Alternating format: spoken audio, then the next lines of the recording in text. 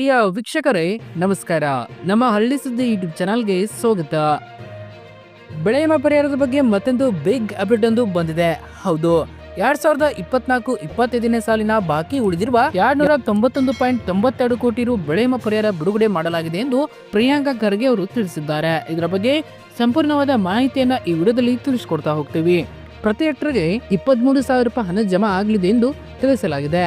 ಯಾವ ರೈತರಿಗೆ ಎಷ್ಟು ಜಮಾ ಆಗಿದೆ ಎಲ್ಲವನ್ನೂ ಕೂಡ ಈ ವಿಡಿಯೋದಲ್ಲಿ ತಿಳಿಸ್ಕೊಡ್ತಾ ಹೋಗ್ತೀವಿ. ಹಾಗೆ ನಿಮ್ಮ ಖಾತೆಗೆ ಎಷ್ಟು ಜಮಾ ಆಗಿದೆ ಎಂಬುದನ್ನು ನಮ್ಮ ಕಾಮೆಂಟ್ ಬಾಕ್ಸ್ ಅಲ್ಲಿ ತಿಳಿಸಿ. 2024-25ನೇ ಸಾಲಿನ ಮುಂಗಾರು ಹಂಗಾಮಿನ ಬೆಳೆ ವಿಮೆ ಪರಿಹಾರವಾದ 656.62 ಕೋಟಿ ರು ಪರಿಹಾರ ಬಿಡುಗಡೆ ಆಗಿತ್ತು. ಅದರಲ್ಲಿ ಮೊದಲ ಕಂತಿನ ಪರಿಹಾರವಾಗಿ 364.70 ಕೋಟಿ ರು ಈಗಾಗಲೇ ರೈತರ ಬ್ಯಾಂಕ್ ಖಾತೆಗಳಿಗೆ ವರ್ಗಾವಣೆ ಆಗಿತ್ತು. ಬಾಕಿ ಉಳಿದಿದ್ದ 291.92 ಕೋಟಿ ರು ಆರ್ಥಿಕ ಇಲಾಖೆಯಿಂದ ಬಿಡುಗಡೆ ಆಗಿದ್ದು, ಮುಂದಿನ ವಾರ ಬೆಳೆ ವಿಮಾ ಪರಿಹಾರ ರೈತರ ಬ್ಯಾಂಕ್ ಖಾತೆಗೆ ಜಮಾ ಆಗಲಿದೆ ಎಂದು ಗ್ರಾಮೀಣ ಅಭಿವೃದ್ಧಿ ಮತ್ತು ಪಂಚಾಯತ್ ರಾಜ್ಯ ಮತ್ತು ಜಿಲ್ಲಾ ಉಸ್ತುವಾರಿ ಸಚಿವ ಪ್ರಿಯಾಂಕಾ ಖರ್ಗೆ ಅವರು ತಿಳಿಸಿದ್ದಾರೆ. ಕಲಬುರಗಿಯ ಜಿಲ್ಲಾಧಿಕಾರಿ ಕಚೇರಿಯಲ್ಲಿ ಮಾಧ್ಯಮದ ಪ್ರತಿನಿಧಿಯೊಂದಿಗೆ ಮಾತನಾಡಿದ ಅವರು, ಮುಂಗಾರು ಹಂಗಾಮಿನಲ್ಲಿ ಬೆಳೆ ವಿಮಾ ಯೋಜನೆಯಡಿ ತೊಗರಿ, ಹೆಸರು, ಉದ್ದು, ಹತ್ತಿ, ಸೋಯಾ, ಅವರೆ ಹಾಗೂ ಇತರ ಬೆಳೆಗಳಿಗೆ ಜಿಲ್ಲೆಯಲ್ಲಿ ಒಟ್ಟು 2.4 ಲಕ್ಷ ರೈತರು ಬೆಳೆ ವಿಮಾ ನೋಂದಣಿ ಮಾಡಿಸಿದ್ದಾರೆ. ಕೃಷಿ, ತೋಟಗಾರಿಕಾ ಹಾಗೂ ಕಂದಾಯ ಇಲಾಖಾ ಅಧಿಕಾರಿಗಳ ಶ್ರಮ ಹಾಗೂ ಸರ್ಕಾರದ ಕಾಳಜಿಯಿಂದಾಗಿ ರೈತರ ಬೆಳೆ ವಿಮೆ ಮಾಡಿಸಿದ್ದಾರೆ ಎಂದರು. ಬೆಳೆ ವಿಮೆ ಮಾಡಿಸಿದ 2.4 ಲಕ್ಷ ರೈತರಿಗೆ ಒಟ್ಟು 656.62 ಕೋಟಿ ರು ಬೆಳೆ ವಿಮೆ ಮಂಜೂರಾಗಿದ್ದು, ಇದರಲ್ಲಿ ಮೊದಲನೇ ಕಂತು ಒಟ್ಟು 364.70 ಕೋಟಿ ರು ಈಗಾಗಲೇ ರೈತರ ಬ್ಯಾಂಕ್ ಖಾತೆಗೆ ನೇರ ನಗದು ವರ್ಗಾವಣೆ ಮೂಲಕ ವರ್ಗಾವಣೆ ಮಾಡಲಾಗಿದೆ. ಬಾಕಿ ಉಳಿದ 291.92 ಕೋಟಿ ರು ವಿಮಾ ಪರಿಹಾರ ಇದೀಗ ಬಿಡುಗಡೆ ಆಗಲಿದ್ದು, ಮುಂದಿನ ವಾರ ರೈತರ ಬ್ಯಾಂಕ್ ಖಾತೆಗೆ ಜಮಾ ಆಗಲಿದೆ ಎಂದರು. ಯಾದಗಿರಿ, ಶಿವಮೊಗ್ಗ ಜಿಲ್ಲೆ ಸೇರಿದಂತೆ ಬೇರೆ ಜಿಲ್ಲೆಗಳಿಗೆ ಬೆಳೆ ವಿಮಾ ಪರಿಹಾರ ಸಿಕ್ಕಿಲ್ಲ. ಆದರೆ ಕಲಬುರಗಿ ಜಿಲ್ಲೆಗೆ 656 ಕೋಟಿ ರು ಪರಿಹಾರ ಸಿಕ್ಕಿದೆ ಎಂದು ಸಚಿವರು ಹೇಳಿದ್ದಾರೆ.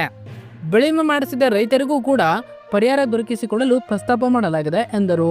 1.5 ಲಕ್ಷ ಹೆಕ್ಟರ್ ಬೆಳೆ ಹಾನಿಯಾಗಿದೆ. ಹೌದು, ಇತ್ತೀಚೆಗೆ ಸುರಿದ ಮಳೆಯಿಂದಾಗಿ ಜಿಲ್ಲೆಯಲ್ಲಿ 1.5 ಲಕ್ಷ ಹೆಕ್ಟರ್ ಪ್ರದೇಶದಲ್ಲಿ ಬೆಳೆದಿದ್ದ ಬೆಳೆ ಹಾನಿಯಾಗಿದೆ. ತೊಗರಿ, ಉದ್ದು, ಹತ್ತಿ, ಬಾಳೆ ಸೇರಿದಂತೆ ಇತರ ಬೆಳೆ ಹಾನಿಯಾಗಿರುವುದು ಪ್ರಾಥಮಿಕ ಸಮೀಕ್ಷೆಯಲ್ಲಿ ಗೊತ್ತಾಗಿದೆ. ಹೋಬಳಿವಾರು ಸಮೀಕ್ಷೆ ನಡೆಸುವಂತೆ ನಿರ್ದೇಶನ ಮಾಡಲಾಗಿದೆ. ಇನ್ನು 10 ದಿನಗಳಲ್ಲಿ ತಾಲೂಕು ಹೋಬಳಿ ಮಟ್ಟದಲ್ಲಿ ಸರಿಯಾದ ಮಾಹಿತಿ ಪಡೆದು ನಂತರ ಕಂದಾಯ ಇಲಾಖೆಯಿಂದ ಪರಿಹಾರ ಪೋರ್ಟಲ್ನಲ್ಲಿ ದಾಖಲು ಮಾಡಲಾಗುವುದು. ಹೀಗಾಗಿ ರೈತರು ಬೆಳೆ ಹಾನಿ ಬಗ್ಗೆ ಮಾಹಿತಿ ನೀಡುವಂತೆ ಸಚಿವರು ಕೋರಿದರು. ಕೇಂದ್ರದಲ್ಲಿ NDRF ನಿಯಮಾವಳಿಗಳ ಬಗ್ಗೆ ಬದಲಾವಣೆ ಮಾಡಲಾಗಿದೆ. ನೆರೆ ಪರಿಹಾರಕ್ಕೂ ಕೂಡ ಈಗ ಅದೇ ನಿಯಮಾವಳಿಗಳನ್ನು ಅನ್ವಯ ಮಾಡಲಾಗುತ್ತಿದೆ ಎಂದು ಅವರು ಹೇಳಿದರು. ಜಿಲ್ಲೆಯಲ್ಲಿ ಭಾರಿ ಮಳೆ ಸುರಿದಿದೆ, ಕೃಷಿ ಸಚಿವರು ಬಂದಿಲ್ಲ, ನೀವು ಕೂಡ ಭೇಟಿ ನೀಡಿಲ್ಲ ಎಂಬ ಪ್ರಶ್ನೆಗೆ ಉತ್ತರಿಸಿದ ಸಚಿವರು, ತಾವು ಸರ್ಕಾರದ ಮೇಲೆ ಹಾಗೂ ಖಾಸಗಿ ಕೆಲಸದ ಮೇಲೆ ವಿದೇಶಕ್ಕೆ ಹೋಗಿದ್ದು, ಅಲ್ಲಿಂದಲೇ ವಿಡಿಯೋ ಕಾನ್ಫರೆನ್ಸ್ ಮೂಲಕ ಅಧಿಕಾರಿಗಳೊಂದಿಗೆ ಸಭೆ ನಡೆಸಿ ಅಗತ್ಯ ಸಲಹೆ ಸೂಚನೆ ನೀಡಿದ್ದೇನೆ. ಕೃಷಿ ಸಚಿವರು ಕೂಡ ಜಿಲ್ಲೆಗೆ ಈ ಹಿಂದೆ ಬಂದು ಹೋಗಿದ್ದಾರೆ ಎಂದರು. ಕಲ್ಯಾಣ ಕರ್ನಾಟಕ ಉತ್ಸವ ಉದ್ಘಾಟನೆಗೆ ಸೆಪ್ಟೆಂಬರ್ 17ರಂದು ಸಿಎಂ ಸಿದ್ದರಾಮಯ್ಯ ಅವರು ಆಗಮಿಸಲಿದ್ದಾರೆ. ಸೆಪ್ಟೆಂಬರ್ 16ರಂದೇ ಸಂಜೆ ಕಲಬುರಗಿಗೆ ಆಗಮಿಸಲಿದ್ದಾರೆ. ಧ್ವಜಾರೋಹಣ ನಂತರ ಸಮಾಜದ ಕಡೆಯಿಂದ ಖಾಸಗಿ ಕಾರ್ಯಕ್ರಮವನ್ನು ಆಯೋಜಿಸಲಾಗಿದೆ.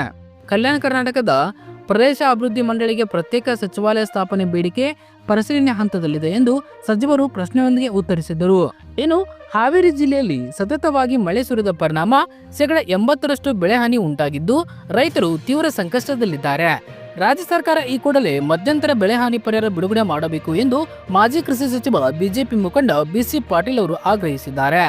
ನಗರದ ಜಿಲ್ಲಾ ಬಿಜೆಪಿ ಕಾರ್ಯಾಲಯದಲ್ಲಿ ಬುಧವಾರ ಸುದ್ದಿಗೋಷ್ಠಿಯಲ್ಲಿ ಮಾತನಾಡಿದ ಅವರು, ರೈತರ ವಿಚಾರದಲ್ಲಿ ರಾಜ್ಯ ಸರ್ಕಾರ ನಿರ್ಲಕ್ಷ್ಯ ತೋರುತ್ತಿದೆ. ರೈತ ವಿರೋಧಿ ಸರ್ಕಾರಕ್ಕೆ ಜನರೇ ತಕ್ಕ ಪಾಠ ಕಲಿಸುತ್ತಾರೆ ಎಂದು ಛೀಮಾರಿ ಹಾಕಿದರು. ಜಿಲ್ಲೆಯಲ್ಲಿ ಹಾನಗಲ್, ಸಿಗ್ಗಾಂವಿ, ಬ್ಯಾಡಗಿ, ಹಿರೇಕೆರೂರು ಹಾಗೂ ಹಾವೇರಿ ತಾಲೂಕಿನಲ್ಲಿ ಅತಿ ಹೆಚ್ಚು ಬೆಳೆ ಹಾನಿ ಸಂಭವಿಸಿದೆ. ರೈತರು ಸಲ್ಲಿಸುವ ಅರ್ಜಿಗಳ ಆಧಾರದಲ್ಲಿ 23,000 ಹೆಕ್ಟರ್ ಬೆಳೆ ಹಾನಿ ಆಗಿರುವುದಾಗಿ ಅಧಿಕಾರಿಗಳು ಹೇಳುತ್ತಿದ್ದಾರೆ. ಆದರೆ ಜಿಲ್ಲೆಯಲ್ಲಿ ನಿಖರವಾಗಿ ಸಮೀಕ್ಷೆ ನಡೆಸಿದರೆ 80% ಬೆಳೆ ಹಾನಿ ಆಗಿರುವುದು ಗೊತ್ತಾಗುತ್ತದೆ ಎಂದು ಹೇಳಿದರು. ರಾಜ್ಯದಲ್ಲಿ ಮಳೆಯಿಂದಾಗಿ 500 ಕೋಟಿ ರು ನಷ್ಟ ಬೆಳೆ ಹಾನಿಯಾಗಿರುವುದಾಗಿ ಮುಖ್ಯಮಂತ್ರಿ ಸಿದ್ದರಾಮಯ್ಯ ಅವರು ಬೇಜವಾಬ್ದಾರಿ ಹೇಳಿಕೆ ನೀಡಿದ್ದಾರೆ. ಸುಮಾರು 5,000 ಕೋಟಿಗಿಂತಲೂ ಹೆಚ್ಚು ಬೆಳೆ ಹಾನಿಯಾಗಿದೆ. ಎಲ್ಲಾ ರೈತರಿಗೂ ಪರಿಹಾರ ನೀಡಬೇಕು ಎಂದು ಅವರು ಒತ್ತಾಯಿಸಿದರು. ಬಿಜೆಪಿ ಅಧಿಕಾರದಲ್ಲಿದ್ದಾಗ 2022 ಮುಂಗಾರಿನಲ್ಲಿ ರಾಜ್ಯದ 11.54 ಲಕ್ಷ ರೈತರಿಗೆ 1.187 ಕೋಟಿ ರು ಹಾಗೂ ಹಾವೇರಿ ಜಿಲ್ಲೆಗೆ 1.30 ಲಕ್ಷ ರೈತರಿಗೆ 446.15 ಕೋಟಿ ಪರಿಹಾರ ನೀಡಲಾಗಿತ್ತು. 2023 ಮುಂಗಾರಿನಲ್ಲಿ ರಾಜ್ಯದ 17.7 ಲಕ್ಷ ರೈತರಿಗೆ 1862.3 ಕೋಟಿ ರು ಹಾಗೂ ಹಾವೇರಿ ಜಿಲ್ಲೆಯ ರೈತರಿಗೆ 3.14 ಲಕ್ಷ ರೈತರಿಗೆ 186.90 ಕೋಟಿ ಪರಿಹಾರ ನೀಡಲಾಗಿತ್ತು ಎಂದರು.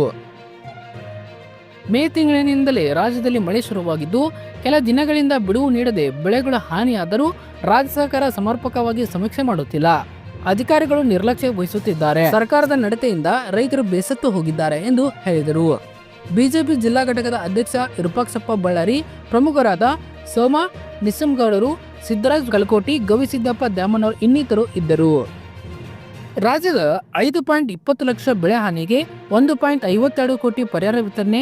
ಇದರ ಬಗ್ಗೆ ಇಲ್ಲಿ ಚೆಕ್ ಮಾಡಿಕೊಳ್ಳಿ.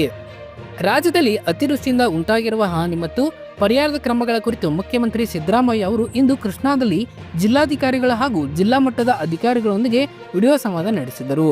ಈ ವೇಳೆ ತುಂಗಭದ್ರಾ ಅಣೆಕಟ್ಟಿನ 32 ಕ್ರಸ್ಟ್ ಗೇಟ್ ಬದಲಾವಣೆಗೆ ಟೆಂಡರ್ ಆಗಿದ್ದು 8 ಕ್ರಸ್ಟ್ ಗೇಟ್ ಅಳವಡಿಕೆಗೆ ಸಿದ್ಧವಿದೆ ಎಂದು ಸಭೆಗೆ ಅಧಿಕಾರಿಗಳು ತಿಳಿಸಿದ್ದಾರೆ. ಕ್ರಸ್ಟ್ ಗೇಟ್ಗಳ ಬದಲಾವಣೆ, ನಿರ್ವಹಣೆ ಸೇರಿದಂತೆ ಅಣೆಕಟ್ಟಿನ ಮೂಲಸೌಕರ್ಯಗಳ ಅಭಿವೃದ್ಧಿಪಡಿಸುವ ಕಾರ್ಯ ಕೇಂದ್ರ ಸರ್ಕಾರದ ಅಧಿನಿಯಮ ತುಂಗಭದ್ರಾ ಮಂಡಳಿಯ ವ್ಯಾಪ್ತಿಗೆ ಬರುತ್ತದೆ. ಇದು ಮಂಡಳಿಯ ಜವಾಬ್ದಾರಿ. ಮೊದಲ ಬೆಳೆಗೆ ನೀರು ಹರಿಸುವ ಮುನ್ನ ಅಗತ್ಯ ದುರಸ್ತಿ ಕಾರ್ಯಗಳನ್ನು ಪೂರ್ಣಗೊಳಿಸಿ ಎಂದು ಅಧಿಕಾರಿಗಳಿಗೆ ತಿಳಿಸಿದ್ದಾರೆ. ಮಳೆ ಹಾನಿಯಿಂದ ಹಾನಿಗೀಡಾಗಿರುವ ಬೆಳೆ, ಮನೆಗಳಿಗೆ ಸೂಕ್ತ ಪರಿಹಾರವನ್ನು ತಕ್ಷಣ ಒದಗಿಸಲು ಕ್ರಮ ಕೈಗೊಳ್ಳಬೇಕು. ಮುಂಗಾರು ಹಂಗಾಮಿನಲ್ಲಿ 92% ಬಿತ್ತನೆ ಪೂರ್ಣಗೊಂಡಿದೆ. ಬಿತ್ತನೆ ಗುರಿ 82.52 ಲಕ್ಷ ಹೆಕ್ಟರ್ ಇದ್ದು ಈಗ 80.76 ಲಕ್ಷ ಹೆಕ್ಟರ್ ವಾಸ್ತವಿಕ ಬಿತ್ತನೆ ಆಗಿದೆ. ಬೆಳೆ ಹಾನಿ ಬಗ್ಗೆ ಜಂಟಿ ಸಮೀಕ್ಷಾ ಕಾರ್ಯ ನಡೆಯುತ್ತಿದ್ದು ಆದಷ್ಟು ಬೇಗನೆ ಪೂರ್ಣಗೊಳಿಸಬೇಕು. ಹಾನಿ ಬಗ್ಗೆ ಪ್ರಾಥಮಿಕ ಸಮೀಕ್ಷೆ ನಡೆಸಲಾಗುತ್ತಿದ್ದು 40,407 ಹೆಕ್ಟರ್ ತೋಟಗಾರಿಕಾ ಬೆಳೆಗಳಿಗೆ ಹಾನಿಯಾಗಿದ್ದು ಒಟ್ಟು 5,20,663 ಹೆಕ್ಟರ್ ಬೆಳೆ ಹಾನಿಯಾಗಿದೆ ಎಂದು ಸಿಎಂ ಸಿದ್ದರಾಮಯ್ಯ ಅವರು ತಿಳಿಸಿದ್ದಾರೆ. ಮಳೆಗೆ ಸಂಬಂಧಿಸಿದಂತೆ ಏಪ್ರಿಲ್ ತಿಂಗಳಿನಿಂದ ಇಲ್ಲಿವರೆಗೆ ರಾಜ್ಯದಲ್ಲಿ ಒಟ್ಟು 111 ಮಂದಿ ಸಾವಿಗೀಡಾಗಿದ್ದು ಎಲ್ಲಾ ಪ್ರಕರಣಗಳಲ್ಲಿ ವಿತರಿಸಲಾಗುತ್ತಿದ್ದು ಒಟ್ಟು 5.55 ಕೋಟಿ ಪರಿಹಾರ ನೀಡಲಾಗಿದೆ. 651 ಮನೆಗಳು ಸಂಪೂರ್ಣ ಹಾನಿಯಾಗಿದ್ದು 980 ಮನೆಗಳಿಗೆ ಭಾಗಶಃ ಹಾನಿಯಾಗಿವೆ. ಸಂಪೂರ್ಣ ಹಾನಿಯಾದ 649 ಮನೆಗಳಿಗೆ ಹಾಗೂ ಭಾಗಶಃ ಹಾನಿಯಾದ 8,608 ಮನೆಗಳಿಗೆ ಪರಿಹಾರ ಪಾವತಿಸಲಾಗಿದೆ. ಮನೆ ಹಾನಿಯಾದವರಿಗೆ ಪರಿಹಾರ ಹಾಗೂ ವಿವಿಧ ವಸತಿ ಯೋಜನೆಗಳಡಿ ಮನೆಯನ್ನು ಸಹ ಒದಗಿಸಲು ಕ್ರಮ ಕೈಗೊಳ್ಳಬೇಕು. ಈ ಅವಧಿಯಲ್ಲಿ ಒಟ್ಟು 766 ಜಾನುವಾರುಗಳು ಸಾವಿಗೀಡಾಗಿದ್ದು ಒಟ್ಟು 1.52 ಕೋಟಿ ಪರಿಹಾರ ವಿತರಿಸಲಾಗಿದೆ ಎಂದು ಅವರು ತಿಳಿಸಿದ್ದಾರೆ. ಧನ್ಯವಾದಗಳು. ಇದೇ ರೀತಿ ಹೆಚ್ಚಿನ ಮಾಹಿತಿಗಾಗಿ ನಮ್ಮ ಹಳ್ಳಿ ಸುದ್ದಿ ಯೂಟ್ಯೂಬ್ ಚಾನೆಲ್ ಅನ್ನು ಸಬ್ಸ್ಕ್ರೈಬ್ ಆಗಿ.